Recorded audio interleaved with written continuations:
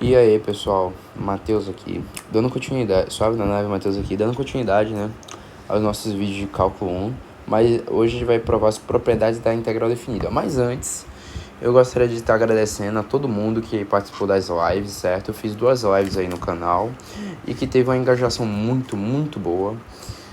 Conheci muita gente aí, conversei, troquei umas ideias. Bom, também foi uma oportunidade de me conhecer melhor e conhecer os outros melhor e também aumentar meu conhecimento, né? Bom, aí eu fiz, né, a live que era resolvendo 60 integrais ao vivo, porém, do livro do Guido Orizzi. Porém, terminou que só fiz 40 porque 20 eram muito triviais, realmente muito fácil. Observação, eu errei 3 aí eu fiz 40, não foi? Eu errei 3 aí por besteira, mas teve um ali que eu realmente, gente, que foi uma derivada da função inversa do arcseno, que eu sofri, viu, pra achar a resposta. Enfim, foi bacana, foi massa, consegui conversar, fazer as integrais, eu conversando com todo mundo, passando as ideias. Bom, infelizmente as lives tomam copyright, né, por causa do uso do livro. Porém, o livro é disponibilizado no portal da USP, por isso que eu não entendo o do porquê do copyright, mas tudo bem. Enfim, então hoje, dando continuidade aqui, a gente vai estar falando sobre propriedades da integral, perfeito? Teorema. Sejam f e g integráveis em AB e K uma constante. Gente, esse, entre aspas, teorema, que inclui como teorema, e é um teorema, né, na verdade, que é uma conjectura, essa conjectura ela é criada exatamente para a gente poder operar as propriedades aqui, sem estar necessariamente recorrendo de novo a definir tudo do básico do enunciado. Por exemplo, o que acontece, gente? Quando a gente trabalha com ser integral, por exemplo, uma função ser integrável em um dado intervalo, significa dizer que existe um limite. E esse limite dele é exatamente a integral definida, perfeito? Bom, a gente já viu tudo sobre integral primitiva, as primitivas, que é uma da interpretação das integrais, não é realmente a ideia da integral, que a ideia da integral é a integral de Riemann, mas é uma percepção do que é integral aplicada mais a cálculo mesmo, sem muito pensamento, que no caso seria uma operação de antiderivada, certo? Que é a primitiva, e depois vem a integral definida, que relaciona-se à área, perfeito, de um gráfico. Bom, então você, para entender esse vídeo, obviamente tem que ter visto tudo de limites, os teoremas adicionais, os teoremas de derivada, saber o que é derivada, tudo de derivada e limites, para que você chegue aqui vendo, no caso, primitivas e integral de Riemann, que eu já gravei esse vídeo. E aqui são as propriedades e a gente acaba, e aí é só aplicação, perfeito? Bom, bora lá, bora começar. Primeira demonstração aqui, demonstrações, eu abri demonstrações e a gente vai começar aqui pela demonstração da propriedade. Nossa, ficou meio feio isso aqui. Pronto, agora ficou melhor. Ele vai começar demonstrando a propriedade A. O que diz a propriedade A? A função f mais g, ou seja, a função soma das funções f e g separadas, f mais g, a função soma, é integrável em um dado intervalo AB, definido aqui, certo? Fechado. E a integral definida de A para B, em que eu tenho x igual a B, x igual a A, da função soma é igual a fazer a integral das funções separadas. Ou seja, fazer a integral definida de f de x e de g de x e somá-las. Bom, então a gente vai provar isso. Observe que essas propriedades da integral é exatamente o que, pessoal? É exatamente as propriedades da derivada. Não da derivada, mas eu não digo nem tanto da derivada. Mas é mais... sim, das derivadas sim, pessoal, que é como a gente vai operar com as integrais. Porém, observe que as demonstrações, vocês vão ver, que vai tudo se basear exatamente no limite, só isso. Por quê? Porque derivada é o limite. E integral é o limite, gente. Não tem pra onde correr. Ou seja, as demonstrações são tudo basadas em limite, obviamente. Porém, aqui vai ser realmente muito idêntico a estar provando um limite. Já que o limite da soma de Riemann é exatamente a integral. Perfeito? Então, bora lá, gente. Demonstrações. Bora começar aqui pela primeira. Para isso, a gente tem que estabelecer um enunciado para que seja estabelecido, então, os panoramas que a gente possa trabalhar.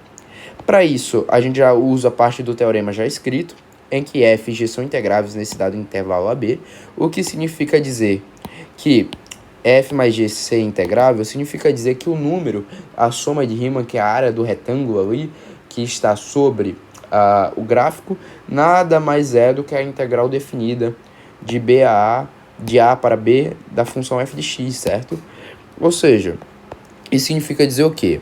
Que se eu pegar o intervalo AB, o que significa f mais g ser integrável em AB? Significa que para toda partição P, em que a partição P você já entendeu que é eu particionar meu intervalo, porém eu não necessariamente preciso dividir o meu intervalo em partes iguais, perfeito? Ou seja, por exemplo, eu tenho um intervalo aqui que é o domínio da minha função, que é onde minha função está definida, de A para B, em que para eu particionar basta adicionar um outro ponto. Observe que eu vou ter, sei lá, aqui é um ponto P1, observe que eu vou ter então dois intervalos, que na verdade nada mais é do que eu estar particionando o meu intervalo maior AB, em que eu tenho um intervalo, dois intervalos, certo? Então basta adicionar pontos entre A e B, ou, claro, a minha partição ela pode pressupor contando o A, certo? Ou seja, a minha partição pode ser contando os extremos do intervalo. Logo, para toda partição P, né, essa partição P é uma partição composta por um conjunto finito de pontos, x0, x1, até xn, né? Um enésimo ponto x, ou seja, ele vai inserir, catalogar esses pontos aqui, entre A e B, né? E inserindo esses pontos até chegar a um xn. Aqui xn menos 1. E a gente pode particionar, considerando xn como B e x0 como A, visto que eu considerando x0 como A e xn como B, eu posso estar considerando o intervalo de x0 a xn e posso estar considerando o intervalo de x0 a x1, x1, x2, x2, x3, ou seja, todos os intervalos entre A e B. Logo, para toda partição P em que A é igual a x0, que é menor que x1, que é menor que x2, já que são consecutivos, porque está tudo em relação ao tamanho de A, né? X2 é maior que A, o tamanho do segmento aqui. Isso chega dando até o xn, perfeito? Bom, eu não vou revisar a integral nem partição do intervalo. Agora eu só vou falar direto o que eu quero, certo? Para toda partição P, então, existente, sendo P pertencente ao domínio da minha função, onde a minha função está definida, onde minha função f mais g está definida, então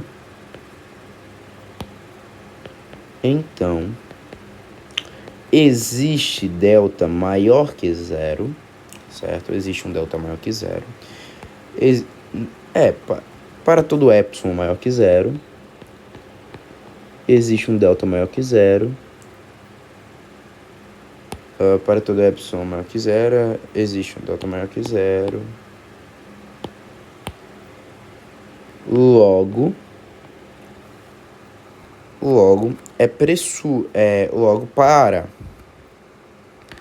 para um intervalo ΔXi, em que esse intervalo ΔXi é basicamente de um ponto x0, não, né?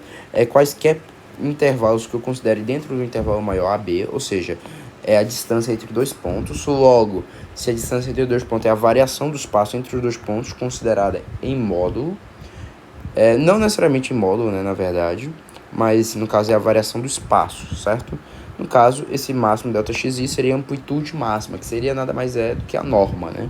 Que a gente viu que é o comprimento ali do segmento do intervalo. O máximo ΔXi. E quanto menor o ΔXi, qual é a ideia? É tornar a distância o maior segmento,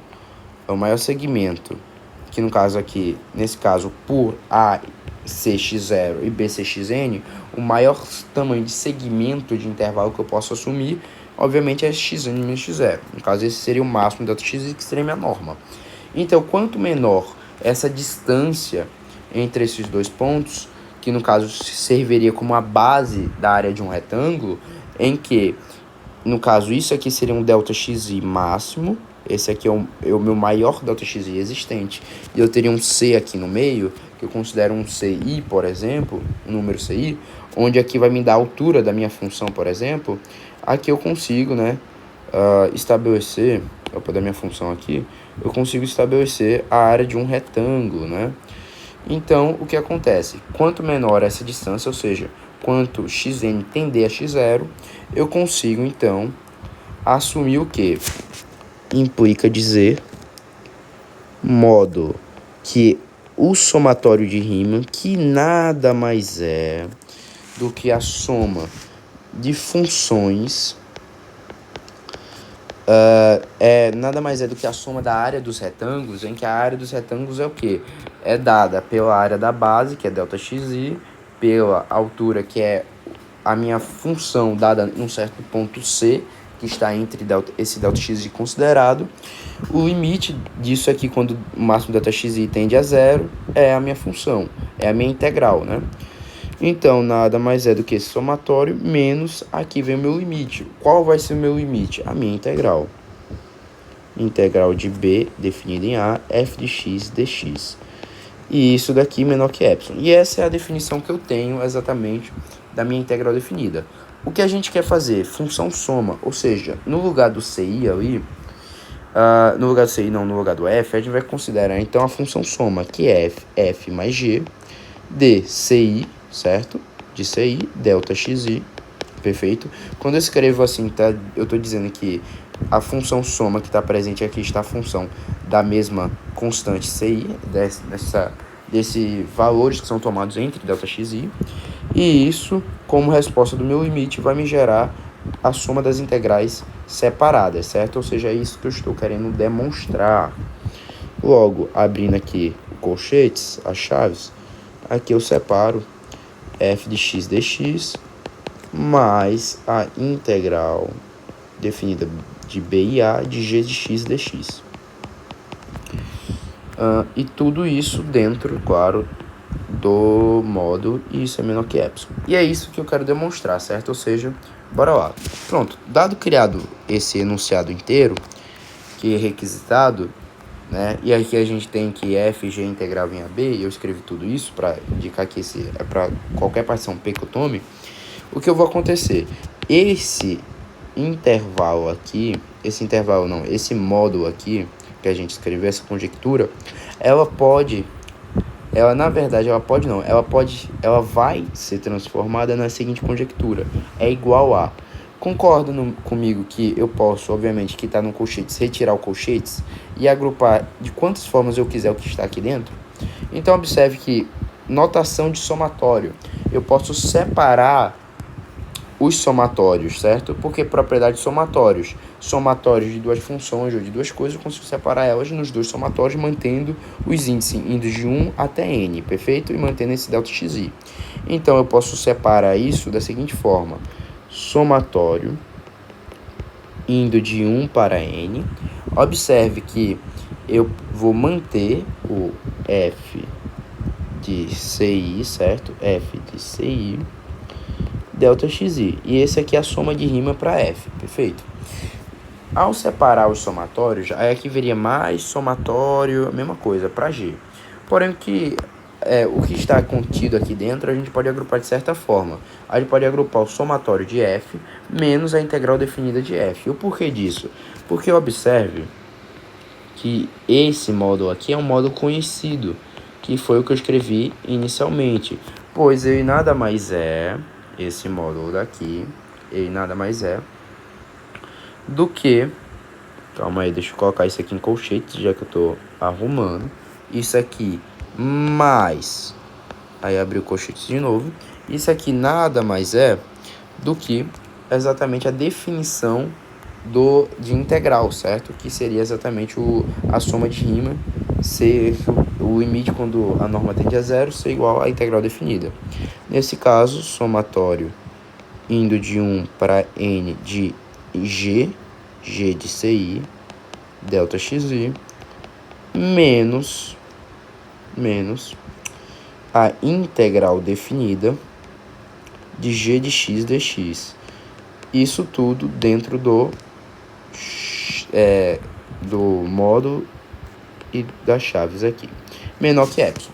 Bom, observe agora que eu posso utilizar aqui de um recurso que é a desigualdade triangular, que nada mais é do que a propriedade do módulo, em que eu posso simplesmente módulo de A mais B junto é menor ou igual ao módulo de A mais módulo de B separado.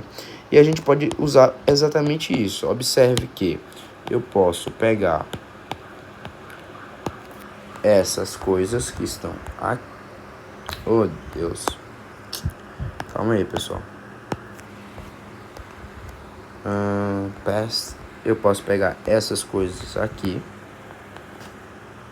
certo?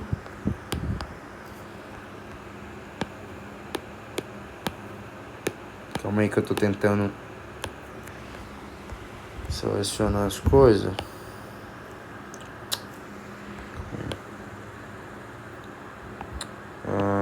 Perfeito. Calma. Pronto. Ô, gente, peraí. Pronto. Que eu tô querendo selecionar essas coisas. E o que eu posso fazer aqui? Isso aqui nada mais vai ser do que menor ou igual módulo das coisas juntas. Isso aqui é tudo A, isso aqui é B. Módulo de A mais B, menor ou igual o módulo delas separados. Ou seja, o conteúdo que está dentro das chaves em módulo de forma separada. Ou seja, no lugar disso daqui eu coloco exatamente as chaves. As chaves não, o módulo. Eu vou escrever uma parte ali, outra parte aqui do lado. Perfeito, para completar. E isso adicionado ao conteúdo da outra chave aqui em módulo também. Ou seja, sendo exatamente o que, pessoal? Sendo exatamente tudo isso menor que epsilon, certo? E eu tenho exatamente o módulo dessas coisas separadas, que nada mais é do que a integral. Logo, o que eu posso fazer, pessoal? Pegando o módulo de cada coisa, eu posso fazer da seguinte forma. Observe, pessoal, que o módulo disso daqui não seria menor que um epsilon qualquer. Eu posso considerar, tome epsilon maior que zero, existe um delta maior que zero, tal que, o que acontece? Tal que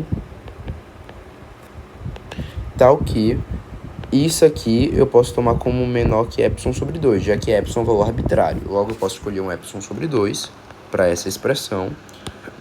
Mesma coisa para o g, certo? Tomar um epsilon sobre 2 também. E vocês já sabem onde vai parar isso aqui, né? Quem já sabe as demonstrações, sabe que, na verdade, quando eu somar esses dois módulos aqui, que usando a propriedade da desigualdade triangular, esse epsilon sobre 2 se junta com esse epsilon sobre 2 resultando em epsilon, e eu resulto na expressão anterior e eu consigo fazer o processo inverso, voltar ao que eu tinha escrito. Logo, como queria demonstrar, está demonstrado aqui a primeira propriedade, que é a propriedade número A. Perfeito? Demonstrada. Bom, agora a propriedade B é de forma análoga. E observe que a função kf, em que tem uma constante, em que f é integrável em AB, em que a integral disso daqui seria igual a isso, gente, isso aqui é muito óbvio. Por quê? Porque todas essas propriedades que a gente está provando são propriedades identicamente iguais às propriedades que a gente provou dos limites. Ou seja, basicamente a gente está refazendo, porém com o símbolo do somatório. Porém, é limite, sendo que no lugar do limite eu conheço quem é o meu limite. Meu limite é as integrais. Perfeito? É basicamente isso. Então, isso aqui é a mesma coisa, gente. É basicamente o que? Para demonstrar essa letra B, é a mesma coisa, pessoal. Se a função kf é integrável, você pegando o enunciado anterior que a gente construiu inteiro aqui, certo? Pegando esse enunciado aqui inteiro, a gente toma um epsilon maior que zero, considera um delta maior que zero, certo? Calma. Pessoal, calma aí. Muita calma nessa hora agora. O que acontece, pessoal? Tomando esse enunciado inteiro, eu vou apagar aqui, colocar B, pronto. Tomando o mesmo enunciado, gente, as mesmas considerações, o que vai acontecer? Aqui, em vez da função soma, por um K e um F de CI, certo? Delta XI. Deixa eu ajeitar isso daqui. Seria um K, um F de CI, delta XI. Perfeito? Aqui está o símbolo do meu somatório. E isso seria igual à integral em que eu tenho K multiplicando a minha integral por fora da minha integral definida de f de x dx. Certo? Bom, observem, pessoal. Observe a seguinte coisa. Por hipótese, nós temos, então, sendo f integrável em AB, a gente tem por hipótese isso daqui, né? Sem esse K. Concorda? Então, isso aqui é onde eu vou partir da minha hipótese, certo? Ou seja, eu tenho que chegar nisso. Como que eu vou chegar nisso? Gente, muito simples. Observe que, usando já o que a gente quer, o que a gente tem aqui, observe que eu posso. Somatório aqui de K de F de CI, ó, eu teria F de C1 delta X1, que seria meu primeiro retângulo demarcado, já que esse somatório nada mais é do que um somatório de áreas, certo? Então, esse aqui seria a primeira área demarcada do meu retângulo que eu vou usar. Mas, o segundo seria F de C2 delta X2, certo? Já que o índice I que vai determinar as áreas que eu estou tomando, que eu estou variando. Perfeito? E isso aqui vai continuar até chegar no N, né? Por isso, a gente representa isso aqui como um somatório. Observem, pessoal, que já que está com K todos os termos, eu posso simplesmente, como K é uma constante, colocar em evidência esse fator. E ficando, então, na mais é do que o somatório de f de CI delta XI. Ou seja, a constante eu uso propriedade e posso jogar ela para fora. Isso, então, vai passar a ser modo K, que já está aqui fora, eu consigo colocar em evidência também. Eu posso retirar, então, o K em módulo, dentro do meu módulo ali, que eu tenho, do somatório, vai ficar somatório de 1 até N, de F de CI, delta XI, menos o meu limite para isso daqui. A resposta do meu limite é a minha própria integral definida. Isso tudo menor que epsilon. Então, observe que eu vou ter, então, dividindo o módulo de K em ambos lados, eu tenho exatamente epsilon sobre o módulo de K. Então, o que acontece, gente? Se eu partir daqui, que seria a minha hipótese, basta eu tomar um epsilon, considerar epsilon como módulo de K, e eu chego no que está escrito aqui acima, perfeito? Logo, partindo da hipótese, e tanto a volta e a ida que é tranquilo fazer. Logo, partindo para demonstrar B, para demonstrar o item B,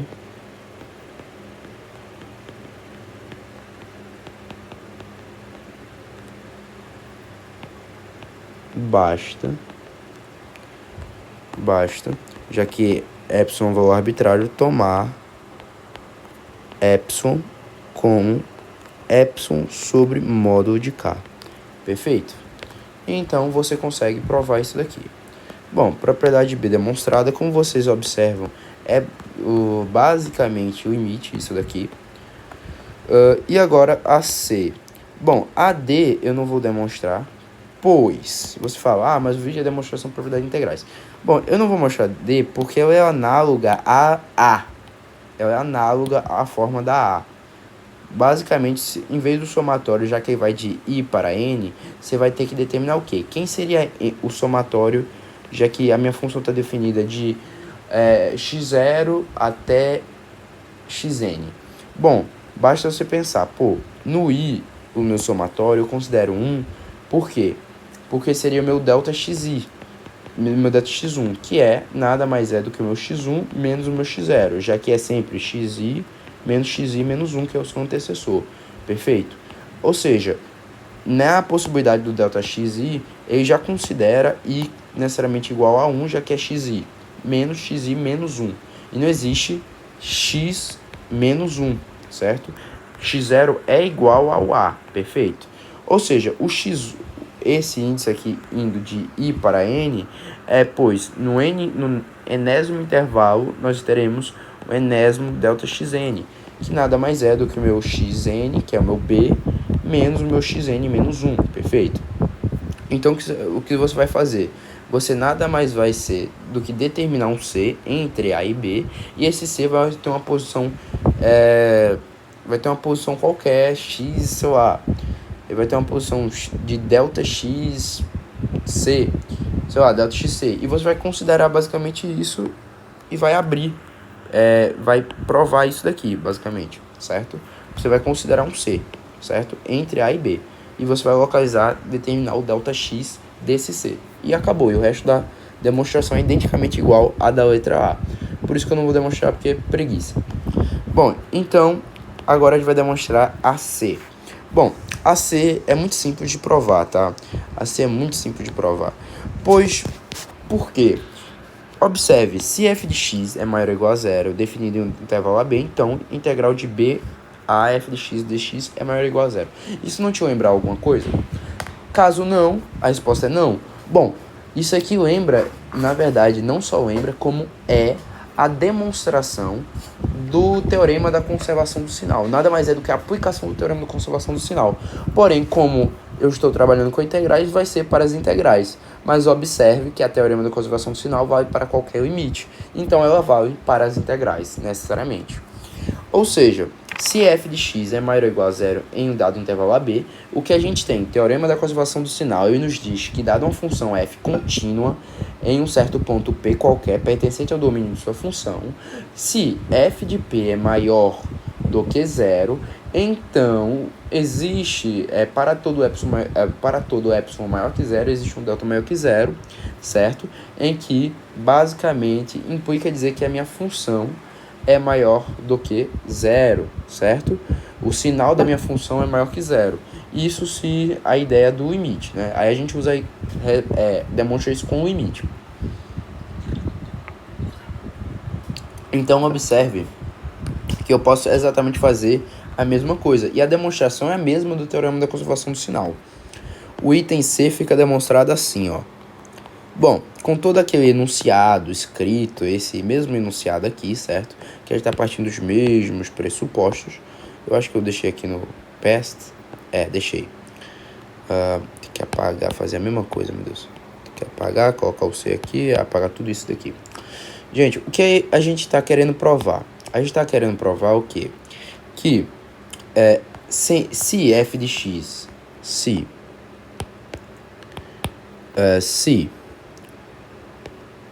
f de x é maior ou igual a zero, então a integral definida de f de x dx é maior ou igual a zero. Para a gente provar isso, partindo do absurdo, a gente parte do absurdo que é verdade, que é menor que zero, que é o absurdo, já que ele só pode ser maior ou igual a zero. Partindo do absurdo que a integral definida de b para a de f de x dx é menor que zero, logo, sendo epsilon maior que zero, que vai estar exatamente aqui, já está aqui, né? Temos, só vou escrever temos, né? Para todo epsilon maior que zero, existe um delta maior que zero. Logo, para um máximo delta xi menor que delta, aí nós vamos ter uma implicação aqui. No caso, eu escrevi tudo aqui meio quebrado, tá, gente?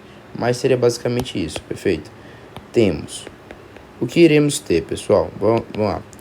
Qual seria o absurdo? O absurdo é que o somatório, partindo do absurdo que é integral, nada mais é do que o limite desse somatório, eu teria que esse somatório de f de ci, delta xi, seria menor do que zero, certo? Então, bora lá. O que acontece, gente? Primeira coisa, o que a gente vai pensar? Na verdade, não era isso não que eu queria dizer, não. Mas o que a gente vai pensar? Se f de x é maior ou igual a zero, qual é a minha função? Minha função é a soma de rima, que é essa aqui. Se isso aqui é maior que... se minha função é maior ou igual a zero, e o meu delta xi aqui é um intervalo, certo? f de ci, no caso, a minha função aqui é maior ou igual a zero, então todas as parcelas de soma é maior ou igual a zero, ou seja, o somatório é maior ou igual a zero. E isso implicaria dizer o quê? Isso implicaria dizer o quê? Que você pegando aquele somatório,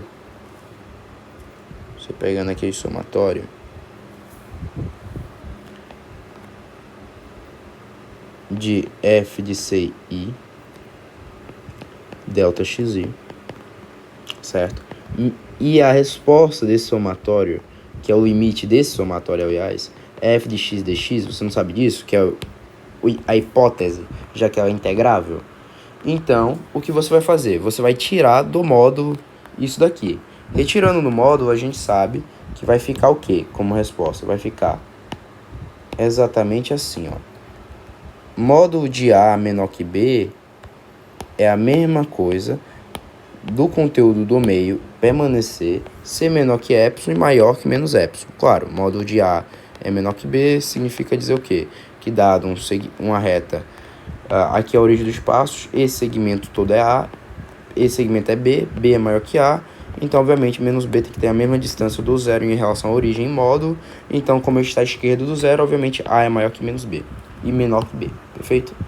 Então você faz exatamente isso e agora a gente vai ter o que? Implica dizer, somando a integral definida, você vai ter somatório indo de 1 para n de f de ci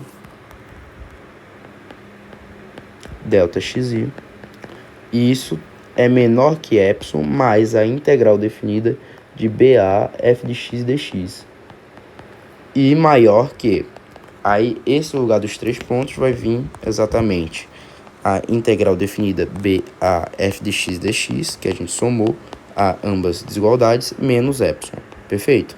E agora o que a gente vai ter? Se esse somatório a gente tomou como maior ou igual a zero, já que f de x é maior ou igual a zero, isso aqui é consequência, logo, isso tudo é maior ou igual a zero. E se isso é maior que isso, significa dizer o quê? Calma aí. Epsilon, número naturalmente maior que zero. Já tomamos aqui na hipótese. Ou seja, esse epsilon é maior que zero e esse epsilon é maior que zero. Porém, se isso aqui é maior ou igual a zero, esse conteúdo, significa dizer que se isso aqui é maior que isso, então, necessariamente, isso aqui também é verdade.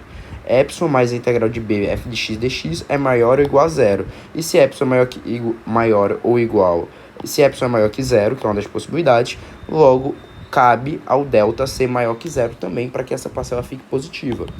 E se a integral definida é maior que zero, então nós teríamos um absurdo, pois se isso aqui é menor que zero, gente, isso significaria dizer que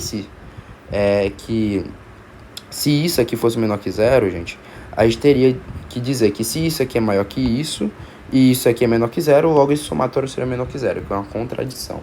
Então fica como queria demonstrar pelo método do absurdo.